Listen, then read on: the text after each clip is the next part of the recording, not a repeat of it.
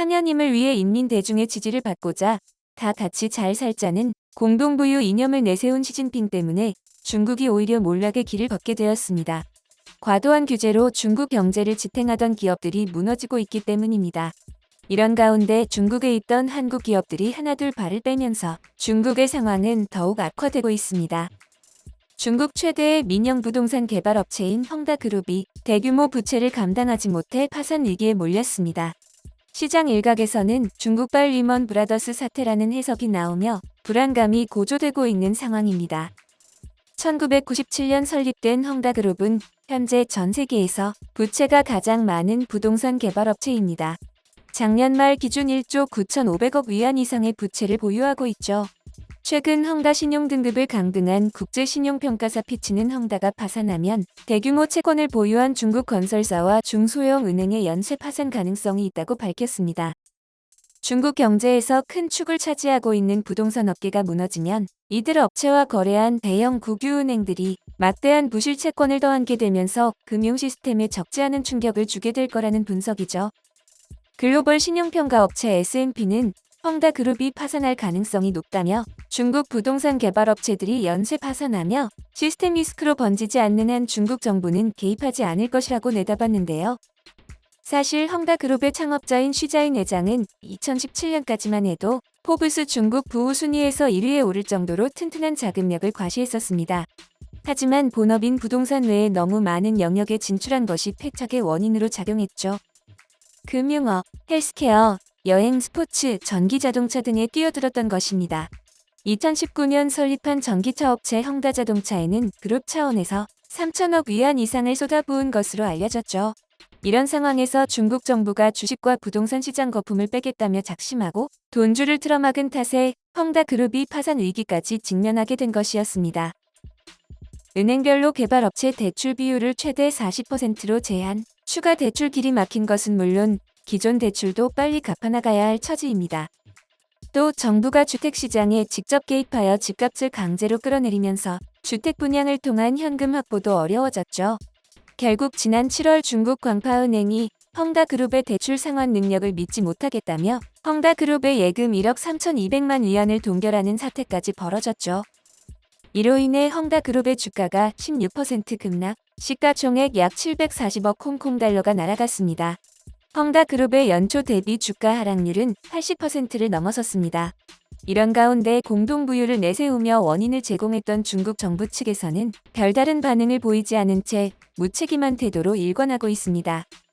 중국 공산당의 비공식 대변인 노릇을 하는 후시진 환구15 총편집인은 웨이보에서 일부 사람들이 헝다가 파산하면 리먼 브라더스 도산 사태처럼 금융폭풍의 도화선이 될 것이라고 말하는 것을 봤지만 그렇게 될 것으로 생각하지 않는다며 관련된 몇몇 전문가들도 내게 같은 의견을 피력했다고 주장할 뿐이었습니다. 하지만 사실 중국 금융시장의 불안 요소는 부동산뿐만이 아니었습니다. 막무가내 외식 규제와 단속으로 리스크가 커진 분야가 속출하고 있는 상황입니다. 빅테크 기업들도 예외는 아니었죠. 지난해 11월 중국 정부는 알리바바의 핀테크 계열사 엔트그룹의 기업 공개를 예정일 하루 전에 취소시켰습니다. 알리바바 마윈 회장이 중국 정부를 비판했기 때문이었죠. 이로 인해 엔트그룹이 놓친 자금은 370억 달러에 달합니다. 차량 공유기업 디디추싱은 정부의 반대를 무시하고 뉴욕 증시에 상장했다가 여러 정부기관의 합동조사를 받았으며 현재 수백억 위안대의 과징금을 맞을 수 있는 상황에 직면해 있습니다. 한편 지난 7월에는 중국 정부가 사교육비 부담을 줄인다며 초강력 사교육 규제를 시행한 바 있습니다. 학원이란 학원을 모조리 비영리기구로 바꾸어 돈을 벌지 못하게 했고 심지어 학생들이 온라인 강의를 듣는 데에도 제약을 뒀습니다. 이로 인해 연간 1,200억 달러에 달하는 민간 교육 시장이 큰 타격을 입고 줄파산이 예고되고 있는 상황입니다. 또한 중국 정부가 탄소 배출량을 줄이겠다며 철강 등 원자재 생산량에도 적극 개입한 탓에 글로벌 시장이 요동치기도 했습니다. 중국 정부의 이러한 무차별적 규제와 단속으로 올해 2월 이후 기술주, 교육주 분야에서만 손실이 1조 달러 이상 발생한 것으로 드러났습니다. 이런 마구잡 이식 조치는 중국이 구해해온 해외 투자자들까지 내쫓는 결과를 가져올 것으로 예측되고 있는데요. 실제로 해외 투자자들의 우려는 커지고 있는 상황입니다.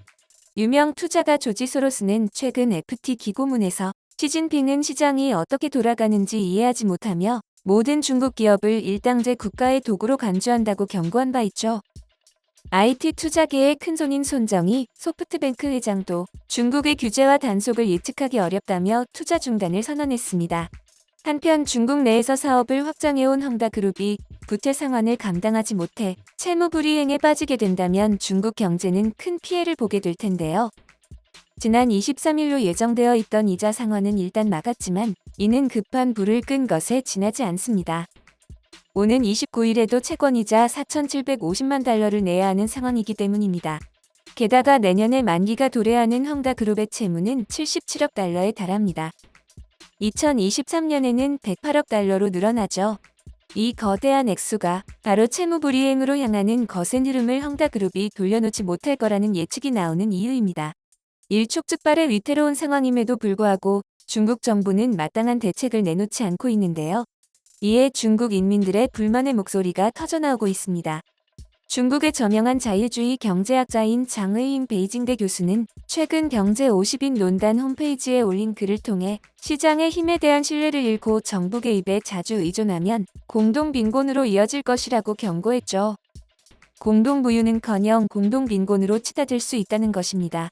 그는 또한 시장 지향적 개혁만이 더 공정한 사회를 만드는 길이다. 자유경제는 보통 사람이 가난의 족쇄를 풀고 부유해질 기회를 잡도록 할 수 있다면서 중산층의 소득을 늘릴 최선의 길은 기업과 시장 경쟁을 더 자유롭게 하는 것이라고 주장했습니다. 장 교수의 견해를 담은 글들은 현재 인터넷상에서 삭제된 상황입니다. 중국 당국이 하는 일에 대해 반대 의견을 피력하면 중국 당국이 삭제하는 것은 어제 오늘 일이 아니었죠. 이런 난리통 속에서 한국이 중국에 강력한 한방을 먹여 화제를 모으고 있습니다. 삼성중공업이 중국 블록조선소인 닝보조선소를 철수하겠다고 폭탄 발표를 한 것입니다. 따라서 모든 직원과의 근로계약을 해지하고 올해 말까지 공장 가동을 전면 중단할 것이라고 전했습니다. 사드 배치 이후 한국 불매를 외치던 중국인들이 삼성에게 가지 말라며 바짓가랑이를 붙잡고 있는 상황입니다. 그도 그럴 것이 4,800여 명의 중국인 노동자들에게는 삼성중공업이 아주 좋은 일자리였기 때문이었죠. 그간 그들이 받아온 혜택도 무시할 수 없을 정도입니다. 간접 고용까지 고려할 경우 삼성중공업의 낙수 효과를 받은 중국인들은 수만 명 이상일 것으로 보여지는데요. 삼성중공업의 철수 소식에 수천 명의 근로자들이 모여들었고 삼성중공업에 제발 철수하지 말라며 눈물로 호소했습니다. 삼성은 우리의 집라는 일자리가 필요하다. 가족을 먹여 살려야 한다라고 쓰인 현수막을 내거는가 하면 삼성 덕분에 살았어. 포기하지 마. 아이들을 부양해야지 등의 구호를 외치며 시위를 벌였죠. 자존심도 다 내려놓고 10여 년간 삼성의 은혜에 감사한다라고 말할 정도였다고 하는데요. 하지만 삼성중공업은 끄떡하지 않고 닝보조선소 노동자들을 상대로 계약 중지와 보상 방안을 발표했죠. 근로기간 1년마다 1개월의 임금을 지급하고 추가로 3개월치에 해당하는 월급과 재취업 수당을 지급하는 N+3 방안을 제시했습니다.